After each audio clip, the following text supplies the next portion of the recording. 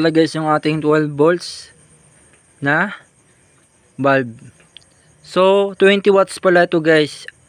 At saka marami din kayo pagpipilian ng watts ng bulb na to na 12 volts. So pwede guys sa ating mga baterya na baterya na ganito. Baterya ng e-bike, baterya ng motor, pwede dito gamitin sa gantong ilaw. So ginawan ko lang siya ng switch. So hindi masyadong maliwanag guys. So si-switch ko siya para makita niyo kung gano'n siya kaliwanag.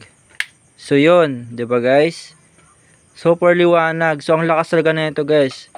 20 watts na ilaw na 12 volts. Tignan niyo pag pinatay ko yung ilaw. 'Di ba? Pag sinindi ko siya, sobrang liwanag. So makakatipid pa kayo sa battery nyo kasi 12 volts lang siya. So check out na guys sa ating yellow basket.